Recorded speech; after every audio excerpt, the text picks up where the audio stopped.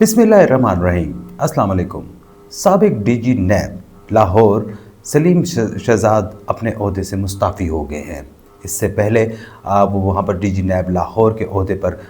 2017 से लेकर 2021 तक काम करते रहे। लेकिन सलीम शहजाद मुस्ताफ़ी क्यों हुए? अगरचे उनका इस्तीफ़ा सामने आया है जिसमें उन्होंने सेहत और दीगर वजूहात का ज़िक्र किया है, लेकिन वो वजूहात क्या कुछ थी उस हवाले से कोई भी तफसील सामने नहीं आई। लेकिन हमारे पास जो कुछ मालूमात हैं और कुछ बैकग्राउंड जो इनका सलीम शहजाद साहब का है, उस हवाले से आज के व्लॉग में हम तफसीली बातचीत करेंगे। लेकिन उससे पहले अगर आपने अब तक हमारे इस चैनल को लाइक और सब्सक्राइब नहीं किया तो ज़रूर कीजिए ताकि आपको हमारी तमाम वीडियोज़ बर वक्त मिल सकें। नाज़रीन, मेजर रिटायर्ड सलीम शहजाद, इनका ताल्लुक़ पाकिस्तान आर्मी के साथ था और साबिक सदर परवेज़ मुशर्रफ जो थे, जब उनके दौर में नैब का अदारा जो है वो फ़ाल किया गया तो इनको फ़ौज से जो था वहाँ पर इसमें लेकर आया गया, नैब में लाए गए और उस वक्त इन्होंने यहाँ पर इस इदारे में सर्व करना शुरू किया। ग्रेड 18 में इनको यहाँ पर इनको डायरेक्ट जो था यहाँ पर इंडक्शन दी गई। वहाँ पर हाज़र सर्विस फ़ौजी अफसरान उस ज़माने में यहाँ पर तैनात होते थे और ये भी उसी का हिस्सा थे और ये काम करते रहे। उसके बाद जो था वहाँ पर तकरीबन इन्होंने 20 साल से, बल्कि मेरा ख्याल है तकरीबन 20 साल जो है इन्होंने वहाँ पर उसमें सर्व किया। और उसके बाद जो है अब अगरचे इनकी 1 साल की सर्विस जो थी वो बाकी थी, लेकिन और इस वक्त नेशनल टैलेंट पूल में बतौर डीजी जो थे वो वहाँ पे मौजूद थे। इस वक्त इनका नैब के साथ कुछ ताल्लुक़ नहीं था, लेकिन इनकी 1 साल की सर्विस अभी बाकी थी। अगर इनको दोबारा नैब में कहीं तैनात किया जाता तो किया जा सकता था, लेकिन जो है वहाँ पर अब इन्होंने जो है वो इस्तीफ़ा दे दिया है। इस इस्तीफ़े की मुख्तलिफ़ वजूहात जो हैं वो मौजूद हैं, बदस्तूर मौजूद हैं, और जिसमें से सबसे अहम वजह जो है वो हम आपको से आगाह करना चाहेंगे कि सबसे अहम वजह क्या थी। 16 दिसंबर 2024 को इस्लामाबाद हाई कोर्ट में एक रिट पिटीशन फ़ाइल की गई। इस रिट पिटीशन में मेजर रिटायर्ड सलीम शहजाद की तरफ से एक दरख्वास्त दी गई थी और जिसमें उन्होंने कहा था कि उनके ख़िलाफ़ नैब में मिसकंडक्ट की कार्रवाई शुरू की गई है और उन्होंने कहा कि जी उनको साबिक डीजी नैब की तरफ से उनको चार्जशीट जारी कर दी गई है और उन्होंने इस चार्जशीट को इस्लामाबाद हाई कोर्ट में चैलेंज किया था। जस्टिस अरबाब मोहम्मद ताहिर जो थे उन्होंने इनकी दरख्वास्त पर समाअत की थी और उन्होंने वहाँ पर जो नैब को था, इस्लामाबाद हाई कोर्ट ने नैब को शहजाद सलीम के ख़िलाफ़ किसी भी तादीबी कार्रवाई से रोक दिया था और हुक्म दिया था कि जब तक इस केस का फ़ैसला ना हो जाए उनके ख़िलाफ़ कोई भी कार्रवाई ना की जाए।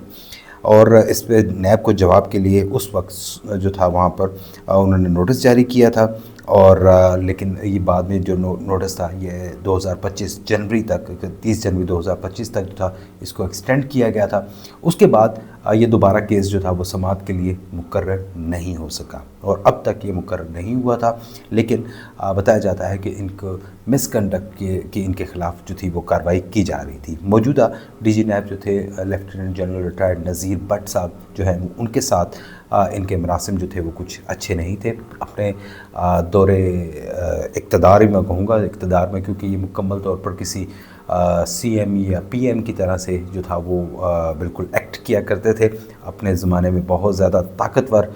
जो थे ये शख्स थे और इनके बहुत सारे किस्से, इनके हवाले से बहुत सारी सियासी जमातों को भी एतराज़ात थे। बिलखुसूस अगर मैं ये कहूँ कि शरीफ ख़ानदान को डबोने वाले अगर कोई थे जो उनके ख़िलाफ़ जो सबसे ज़्यादा केसेस बनाने वाले जो थे वो मेरा ख़्याल है कि ये सलीम शहजाद ही थे, जो वहाँ पर जिन्होंने सबसे ज़्यादा जो इनके ख़िलाफ़ केसेस बनाए। और उसमें वहाँ पर मौजूदा वज़ीर आज़म जो शहबाज शरीफ हैं उनके ख़िलाफ़ इन्होंने बहुत सारे केसेस बनाए और उन्होंने कहा उस वक्त बड़े TV पे बहुत ज़्यादा फ्रीक्वेंटली आया करते थे। रोज़ाना शाम को रात 10 बजे जो था वो शाहज़ेब खानज़ादा साहब के शो में ये वहाँ पे बैठा करते थे शाहज़ेब खानज़ादा के साथ और उसमें वहाँ पर पूरी मुस्लिम लीग नून की, क्योंकि वो एक वक्त ऐसा था 2018 का इलेक्शन होने वाला था और उस ज़माने में जो था शरीफ ख़ानदान के ख़िलाफ़ पानामा केसेस वगैरह जो थे وہ چل رہے تھے، کچھ کے فیصلے آ چکے تھے، اور اس میں جو تھا یہ وہاں پر روزانہ پاناما کے کیسز تو ایک طرف، یہ وہاں پر لاہور میں جو شریف خاندان کے خلاف جتنے بھی کیسز ہوتے تھے وہ اس میں جو تھا وہ بہت زیادہ روزانہ بیانات ان کے خلاف دیا کرتے تھے. مطلب انہوں نے وہاں پر ان کے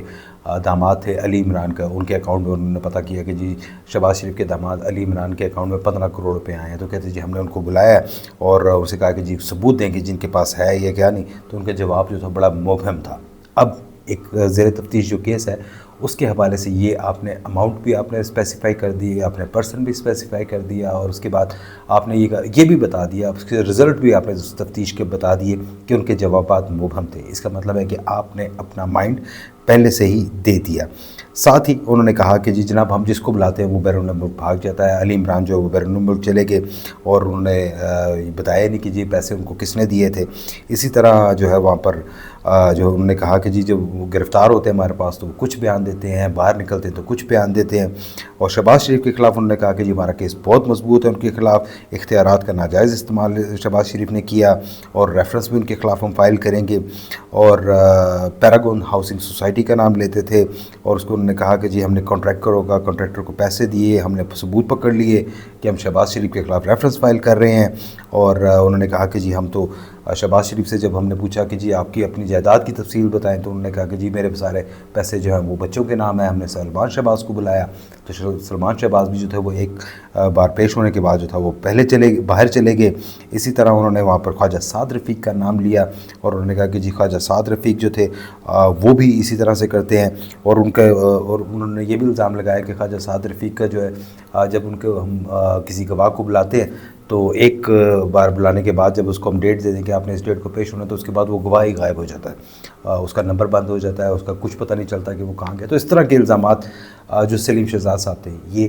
سب پر لگایا کرتے تھے. لیکن ان کے اپنے اوپر بھی بہت سارے الزامات لگے. جتنی بھی سیاسی جماعتیں تھیں وہ ان کو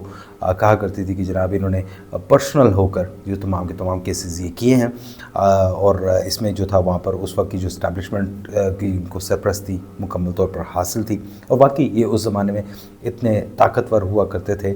کہ جا کے کسی بھی مسلم لیگ نون بالخصوص مسلم لیگ نون، کیونکہ اس وقت ان کا تمام تر ایکشن جو تھا 2017-18 میں وہ صرف مسلم لیگ نون کے خلاف تھا. وہاں پر مختلف ان کے خلاف کیسز بنائے جاتے تھے، ان کو جا کے ہراساں کیا جاتا تھا. لیکن ان کے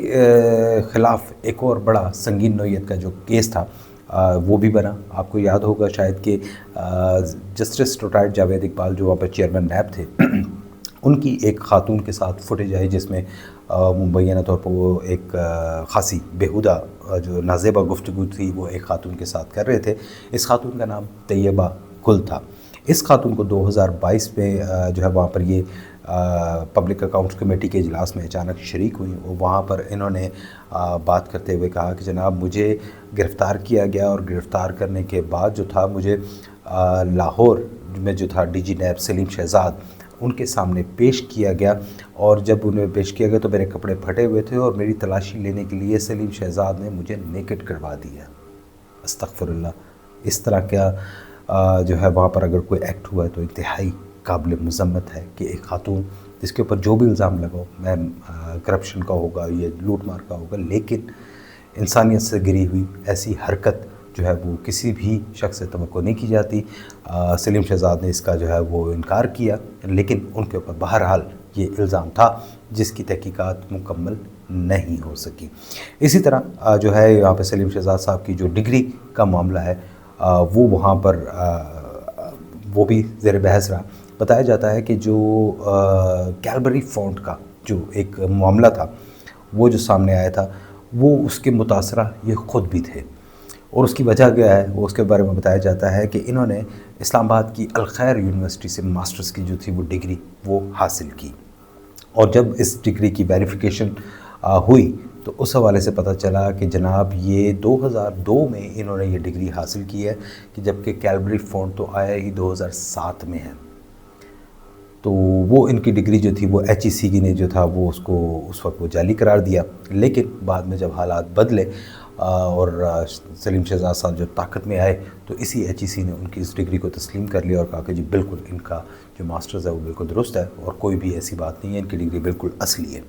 یہ بھی ایک واقعہ پیش آیا۔ لیکن بعد میں جب مریم نواز کے اوپر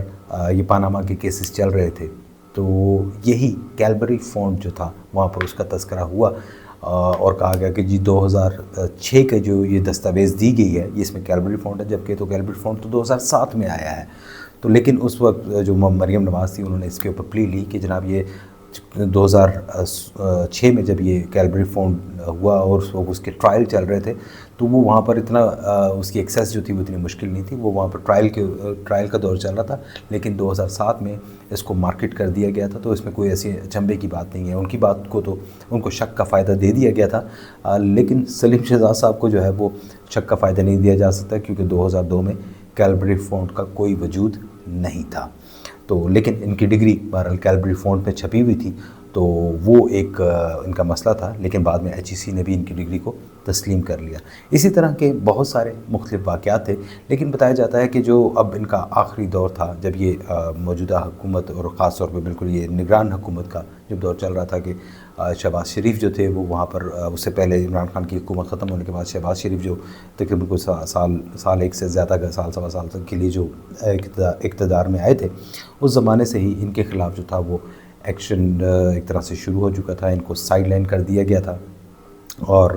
ان کو جو تھا وہاں پر ان کے خلاف جو تھے مختلف کیسز جو تھے وہ وہاں پہ ہو رہے تھے، ان کے خلاف مس کنڈکٹ کی کارروائی ہو رہی تھی، ان کو چارج شیٹ کیا گیا تھا، ان کے اوپر الزامات تھے کہ جناب انہوں نے اپنے اختیارات سے تجاوز کیا۔ اس کے علاوہ بعض کیسز میں جو تھا ان کے اوپر الزام تھے، کچھ پیسوں کے حوالے سے بھی کچھ الزامات ہیں، لیکن اگر ابھی تک اس کی حتمی جو تفصیل ہے وہ ہمارے پاس نہیں آ سکی، لیکن بتایا جاتا ہے کہ ان کے جو انہوں نے اپنے عہدے کا بہت زیادہ غلط استعمال کیا تھا۔ ساتھ ہی ساتھ جو یہ سلیم شہزاد صاحب تھے، یہ ان کی جسٹس جاوید اقبال والا جو معاملہ ہوا تھا، طیبہ گل والا معاملہ ہوا، اس میں ان کا جو نام آیا اس کے اوپر بھی یہ خاصے پریشان تھے۔ پھر ساتھ ہی جو تھا وہ موجودہ جو چیئرمین نیب ہے جب وہ آئے تو وہ بھی ان کے ساتھ بھی ان کے یہ نہیں الائن ہو سکے، یہ ان کو نیب سے تقریباً باہر کر دیا گیا تھا۔ اچھا، اب ایک اور چیز بھی بڑی دلچسپ ہے، وہ یہ کہ جب ان کو یہاں پر لایا گیا تو ایک جو سرکاری ملازمین کی انڈکشن کا ہوتا ہے جو آفیسرز رینک کے ہوتے ہیں، تو اس میں وہاں پہ سی ایس ایس کر کے وہ آتے ہیں یا کچھ اور کر کے آتے ہیں، یا فوج سے اگر وہ آ رہے ہیں تو وہاں پہ 3 سے 4 سیٹیں ہوتی ہیں جو وہاں پر ان کو بغیر سی ایس ایس کے ایگزام کے صرف انٹرویوز کی بنیاد پر ان کو جو ہے سول سروسز میں انڈکٹ کیا جاتا ہے۔ لیکن یہ سلیم شہزاد صاحب جو تھے یہ وہاں پر سے فوج سے براہ راست آئے تھے اور انہوں نے اپنی ایک انجری رپورٹ جو تھی جب انہوں نے یہاں پہ نیب میں جب یہ ہوئے اور اس کے بعد جنرل کیانی نے آ کر تمام فوجی افسران کو واپس فوج میں بھجوانے کا حکم دیا تھا، تو یہ سلیم شہزاد صاحب نے جو تھا وہاں پر اپنی کوئی ایک انجری کی رپورٹ دی جس کی بنا پر انہوں نے فوج سے ریٹائرمنٹ لی اور نیب میں ہی اپنی انڈکشن پرماننٹ کروا لی۔ اس وقت یہ نیب کے جو تھے وہ ریگولر ملازم تھے اور جب یہ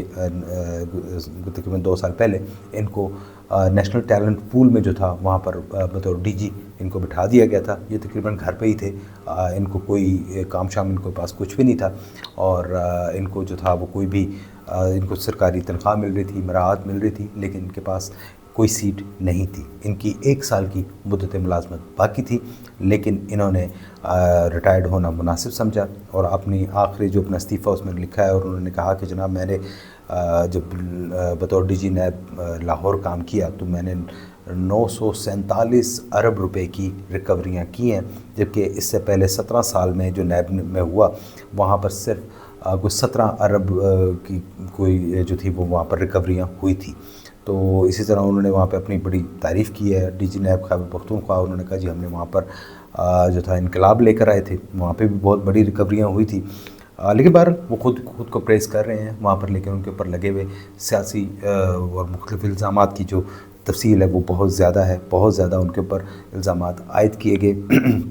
اور کوئی بھی جو نون لیگ کی بالخصوص سیاسی حکومت تھی وہ ان کے ساتھ خوش نہیں تھی۔ پی ٹی آئی کی حکومت ان کے ساتھ بہت خوش تھی، بہت الائن تھی، ان کے وزراء وہاں پہ جاتے تھے، ان کی تعریفیں کرتے تھے اور کہتے تھے جی بالکل ان کے ساتھ کرے گا، اور عمران خان صاحب بھی ان کی بہت زیادہ تعریف کرتے تھے۔ تو لیکن بہرحال آج ایک دور کا خاتمہ ہو گیا۔ جتنے بھی سرکاری ملازمین ہیں میرا خیال ہے کہ ان کو بجائے کسی سیاسی جماعت کا اعلیٰ کار بننے کے اس بات کے اوپر توجہ دینی چاہیے کہ وہ سرکار کے ملازم ہوتے ہوئے پاکستان کے عوام کو کیا دے سکتے ہیں، پاکستان کو، عوام کو کس طرح وہ سرو کر سکتے ہیں۔ نیب کا کام قومی لوٹی ہوئی دولت کو واپس لے کے آنا تھا، اس کے لیے آپ نے ایک سیاسی جماعت کو ہدف بنا کر اس کا جو ہے وہاں پر اس کے ساتھ اس کا استحصال کیا، اس کو بری طرح سے ٹارگٹ کیا۔ اگر آپ اس زمانے میں ہی جو پی ٹی آئی کے جو وزراء تھے یا پی ٹی آئی کے جو لوگ تھے، اگر کرپشن وہ کر رہے ہوتے، آپ نے اگر کسی ایک بھی شخص کو گرفتار کیا ہوتا تو آج آپ کے اوپر اس طرح کے جو الزامات ہیں، یہ سیاسی جماعتیں جس طرح کے آپ کے حوالے سے بیانات دیتی رہی ہیں، وہ شاید اس طرح کے بیانات نہ ہوتے۔ آپ آج ریٹائرڈ ہوئے صحت کی وجوہات پر، اللہ پاک آپ کو صحت دے، لیکن ساتھ ہی ساتھ جو یہ وجوہات ہیں، جو دیگر وجوہات آپ نے لکھی جس میں آپ کے خلاف مس کنڈکٹ کی جو کارروائی ہے یہ بھی شامل ہے، تو میرا خیال ہے کہ آپ کو ان کا بھی اس حوالے سے بھی سوچنا چاہیے کہ آپ کو کسی کا اعلیٰ کار نہیں بننا چاہیے تھا۔ آپ ہیپی ریٹائرمنٹ، میرا خیال ہے کہ اب ریٹائر ہو کے آپ اپنے بچوں کے ساتھ آسان زندگی گزاریں گے۔ ہمارے ساتھ رہنے کا بہت شکریہ۔ اللہ حافظ۔